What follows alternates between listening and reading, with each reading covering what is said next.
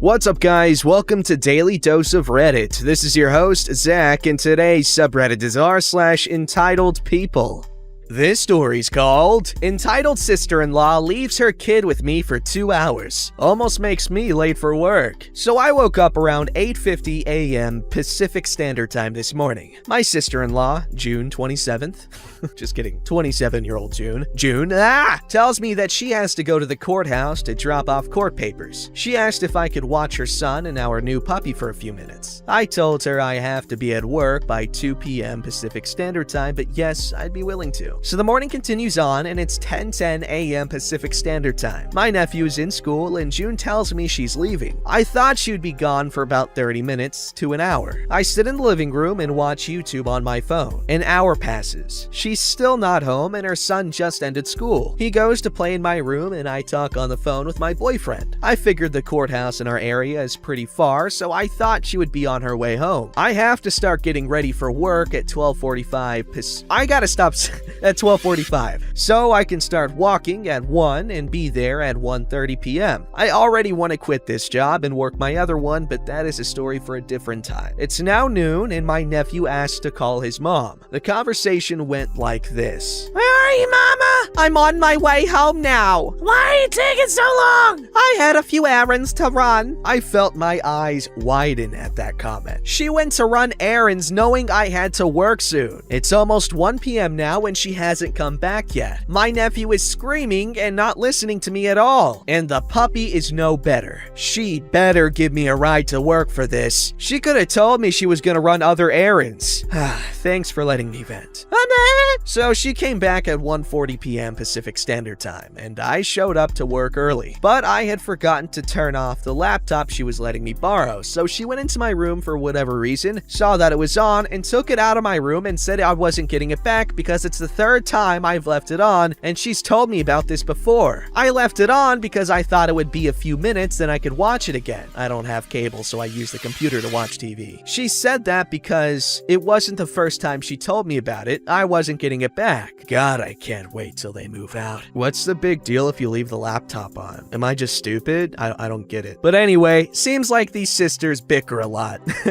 But what's new? Alright, this story's called Entitled Driver Wrecks His Brand New Dodge Charger, Injures and Then Blames Me, a Pedestrian, for his wreck. Hey everybody, this is my first post on here. I'm on mobile, so forgive me for any format errors. Also, profanity in the story is censored. So, backstory. I work for a subcontracting company that does really niche IT work for various municipal governments, and my truck is loaded with equipment for computer repair and road work. Like I said, it's niche, but this becomes important later. As such, I currently have a 2-hour commute, and while I do use the interstate during the day, I usually head home closer to midnight and prefer to take state highways and back roads due to lower speed limits. So now for the cast. We have me, Brad, the entitled driver, Renee, my fiance and coworker, nice girlfriend, Brad's female companion, Chad, Brad's absolutely chill father. Now for the story. So as Renee and I were driving home tonight, we had noticed that a large rotted poplar tree had become uprooted and fallen into the road, covering both lanes. Normally, I would have called the local officials and then either waited for the tree to be removed or simply wait for them to arrive and then take a different route. Unfortunately, I had no cell reception in this area, and rerouting would have added an extra hour to my already long commute. As such, I figured I'd try to use my demolition hammer, the best thing available to me,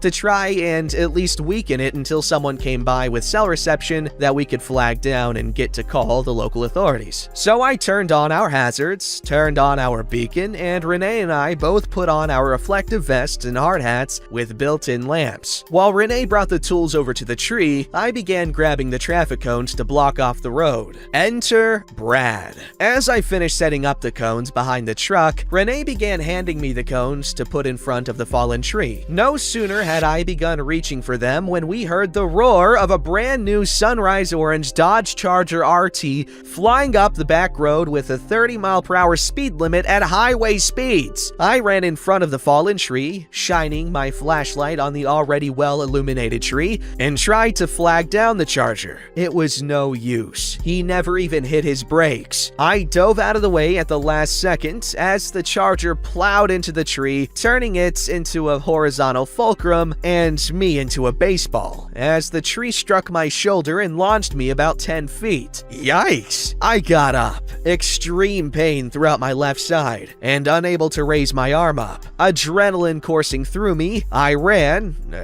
hobbled quickly, to the remains of the poor obliterated Charger, now smoking and leaking fluids all over the road. Miraculously, Brad and nice girlfriend, both about my age, early 20s, got out and were completely unharmed, though understandably shaken. Renee, who miraculously found the one spot with coverage, called emergency services, and nice girlfriend called Chad. That's when I heard it. Oh God, my car! How could this happen? Why does this always happen to me? What? And that was when he looked at me, looked at the clearly uprooted tree, and proceeded to have a unique reaction. One that I never really thought ever happened. One that sounded like...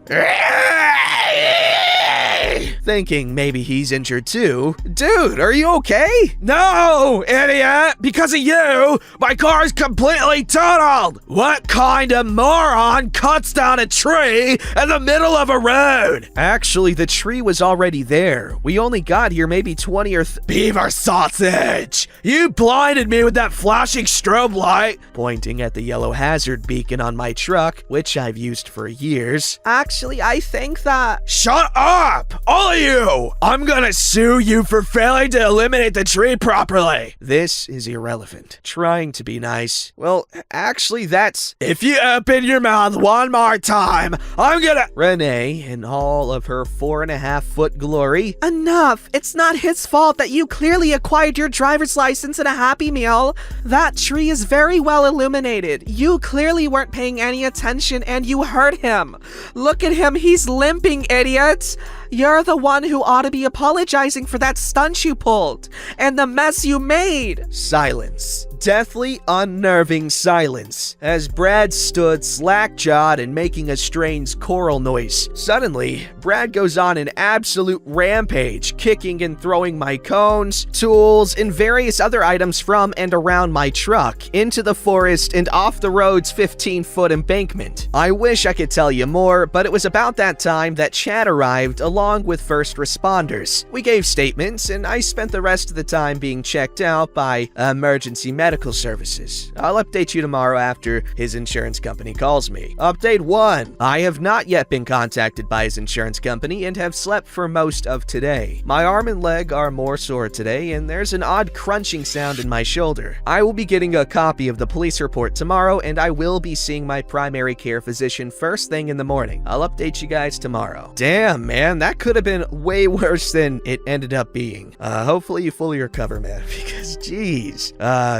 Movies make injuries like that seem so trivial. They just get up and keep going like it's nothing, and they don't, maybe just some light bruising. But damn, being whacked by a tree and being freaking flown 10 feet, damn, wild stuff. This story's called Female Classmate Pops Off at Me for Telling Her That We Were Not Going to Continue Doing Her Part of a Project. For some context, my science teacher gave us a project where we have to plan a green city. Now, me and my friend, who I'm going to refer to as Jonah, has been put in a group with your typical football player and hot Cheeto girl, who are both entitled. Football boy. Entitled girl. Now, for the story of what happened today. Today was rough for me, and it being Monday after Thanksgiving break, I was pretty exhausted since Jonah and myself had to do most of the project planning ourselves over the break, while Football Boy and Entitled Girl both were posting on their Instagram and Snapchat about their break.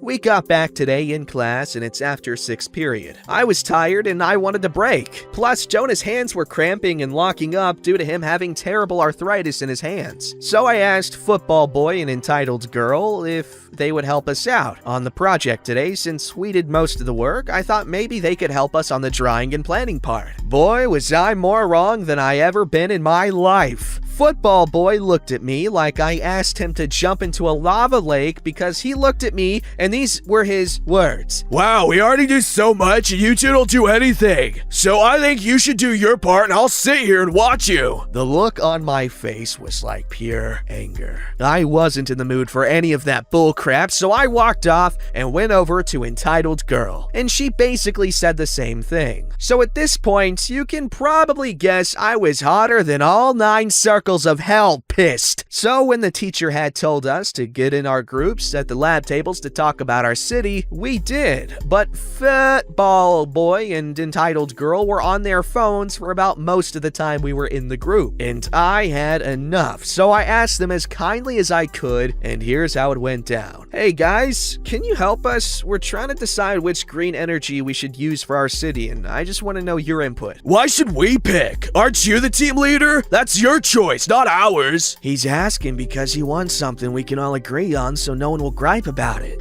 Well, he's still the leader and he hasn't done any work, so let this be his only thing we do. Beaver sausage, because we both spent at least 30 minutes a day during our Thanksgiving break to finish both of your parts of the project, and ever since we started, you two haven't done anything besides being on your phones the entire time. Yeah, so? So, the point is that this is a group project, not a 2-person project. I need you guys to at least help with the drawing, because Jonah's arthritis is flaring up again, and it hurts him to use his hands at the moment. Only old people get arthritis, and Jonah isn't old. Now he can quit faking. He's basically being lazy. I'm basically through at this point. No, he isn't! He's been having it since I met him. Wow, sensitive much? I bet this is why you don't have a girlfriend. How do relationships and projects even mix? No, Entitled Girl. He's one of those weirdo kids who would screw an anime body pillow. Those have nothing to do with our project. You two haven't done anything since we were assigned this, and I don't care if you two get mad, but unless you do some big part of this project, forget getting any credit for it. And knowing you two need this grade as much as I do, I suggest you get over your freaking selves and do something, please. So to make the end short and sweet, Facebook... I knew I was going to do it at least once. Football Boy and Entitled Girl were given 0s for group participation and 5 daily grades, while me and Jonah both got at least an 89 for doing the work. Should I update this tomorrow or leave it be? Ah, man. That's unfortunate. Group projects are annoying, because, I mean, I like group projects because I like people, and like, you know, I get to show off how smart I am. Just kidding, I just end up doing most of the work, or did when I was in school. But, yeah, don't take advantage of your group partners like that. Obviously, I don't need to tell you guys that because we're not stupid 13-year-olds here. I mean, if we do, then I'm not gonna be happy because 13-year-olds suck. Wow, look at this. Entitled Girl and Football Boy tried to make it seem like I didn't do anything, but I had proof, and now they are both failing the classes. Now, many people asked for an update. Well, here you go, and I'm gonna make this short and sweet. So today we all had to present the project, and I was pissed from yesterday, so I decided that I wasn't gonna give them any credit. And while some of the students were presenting, I was finishing our slides. And at the end, we had to give our overall group participation grade for each member, and when I presented the fact that they didn't do anything and gave proof in 2 slides afterwards, the looks on their faces were of pure anger, shock, and fear. Football Boy grabbed my shirt collar and threatened me to give them the credit they worked hard for. I simply told him, hey man, it is what it is. You do bullcrap moves, you get bullcrap results. Deal with the shiny egg goose for a major grade. Entitled Girl was yelling at me to add her credits, and I basically told her the same thing. But hey, it had to be done. If they didn't work on it, why give them the credit? I just want to thank everyone who commented on my last post and got my first part of the story past 100 upvotes. It's the first time I've ever had a post get past 10 upvotes, and it makes me happy. So thanks again, and I have more stories for the future. Now I hope everyone had a great and safe day, afternoon, night. Take care. Wow. That's some sweet, sweet karmic justice. I love it! This story's called Entitled Person Wants Me to Work for Free During My Holiday Break. Over the Thanksgiving holiday, I've been entertaining a couple of friends staying at my house for a few days. We hadn't seen each other for a good while due to Brovid, so it was nice seeing them. Friday morning, someone I know started texting me if I would do some screen printing for them so they could sell some shirts online. I explained how I'd help them, but it'd need to be next week when I returned to work. No, it had to be this weekend, and they goaded me relentlessly. I'm close to giving in just to get them to leave me alone. I'm trying to play Jackbox, which requires a phone, and it's kinda hard when your phone is blowing up with text. Seeing it's gonna be at least 1 to 2 hours just driving, I asked if they'd buy me some fast food I could eat on the drive from picking up the shirts to going to my printing studio. They scoffed and reminded me we weren't dating, and then talked about how much I'd be cutting into their profits with that request. The only thing they've had to pay for was shirts and shipping, to my knowledge. I then asked for $20, since asking for some cheap food somehow meant romantic intentions, and reminded them this is taking hours from a day I had set aside to hang out with friends I hadn't seen, not to mention gas money. They were livid and sent a wall of text basically saying I was madly in love with them and using this as a way of screwing them over. They give someone else my future business, I have tons of issues, I need to go to therapy, etc, etc. I then blocked them on all social media. I was kinda upset from the whole ordeal, but my friend staying with me thought it was hilarious and got me out of feeling bad. That's nice, but that person has some issues. They need to get over themselves, but it's nice you get to spend time with friends. Don't forget to like, subscribe, and hit that bell to never miss an episode.